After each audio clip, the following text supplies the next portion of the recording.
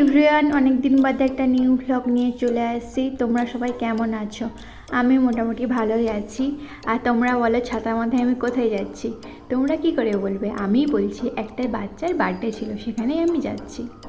আমি একা যাইনি, সেখানে আমার সঙ্গে আমার মা, বাবা, ঠাকুমা, ভাই সবাই যাচ্ছে একসঙ্গে, কিন্তু সবাইকে আমি দেখাতে পারিনি, কারণ আমি আলাদা গিয়েছিলাম, তারা সবাই আলাদা গিয়েছিল তাই।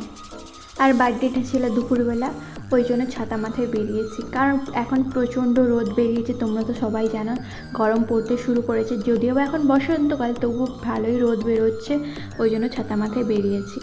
আর আমাদের বাড়ি থেকে অনেকটাই দূরে ছিল, প্রায় 10 মিনিট হাঁটতে হয়েছিল, তারপরে পৌঁছেছিলাম তাদের বাড়িতে। আর কার বার্থডে ছিল সেটা তো বলাই হয়নি।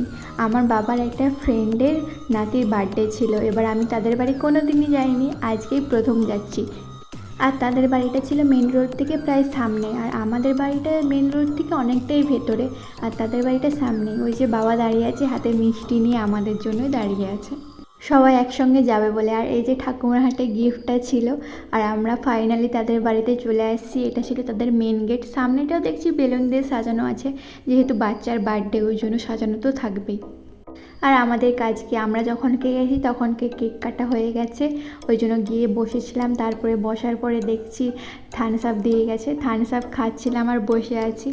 তেমন লোক নেই, তবু মোটামুটি অনেকটাই লোক আছে। আর ওই যে দেখতে পাচ্ছ হ্যাপি বার্থডে লেখা, ওখানেই কেক কাটা হয়েছিল, কিন্তু আমরা যখন গেছি তখন কেক কাটা হয়ে গেছে কমপ্লিট, সেই জন্য আর দেখাতে পারলাম না সেইটা।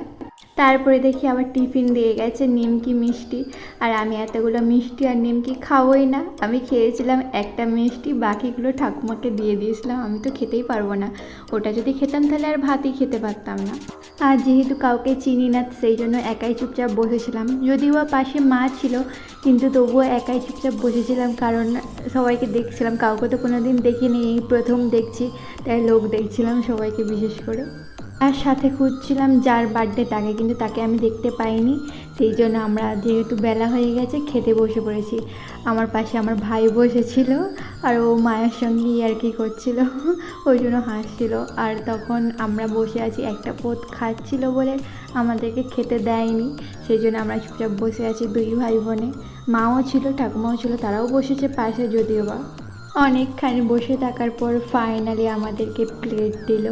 প্লেট দেওয়ার পর এই যে আমাকে আলু ভাজা দিচ্ছে, তারপরে ভাত দিল, ডাল দিল, মানে পরপর বাঙালি বাড়িতে যেরকম মেনু হয় সেগুলোই দিচ্ছিল, আর আমি খেতে থাকছিলাম। লাস্টে আমাকে দিয়েছিল পায়েস, সেটা তোমাদেরকে দেখালাম।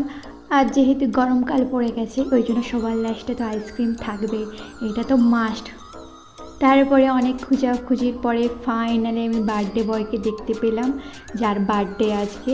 সে এখন বেলুন ফাটাতে ব্যস্ত, তার আমি ছবি তুলতে চেষ্টা করেছিলাম, কিন্তু সে একটা ছবি তোলার পরে আর স্থির থাকেনি, তাই আমি আর বেশি ছবি তুলতেই পারিনি। এবার খাওয়া দাওয়া সব কমপ্লিট, এবার কি করতে হবে, এবার বাড়ি যেতে হবে। আর প্রচণ্ড বাইরে রোদ বেরিয়েছে, তোমরা দেখেই বুঝতে পারছো। সেই জন্য কী করতে হবে, মাথায় ছাতা দিতে হবে, নাহলে এই রোদে আমার মাথা ঘুরে আমি উল্টে পড়ে থাকবো, আর তোমাদেরকে পরের ব্লগ দেখাতেই পারবো না। আর আমার ভিডিওটা আমি এখানেই শেষ করছি। তোমাদেরকে আমার ভিডিও কেমন লাগলো কমেন্ট করে জানাবে, আর ভালো লাগলে একটা লাইক করে দিও। আর সবাইকে অসংখ্য ধন্যবাদ আমার পুরো ভিডিওটা দেখার জন্য।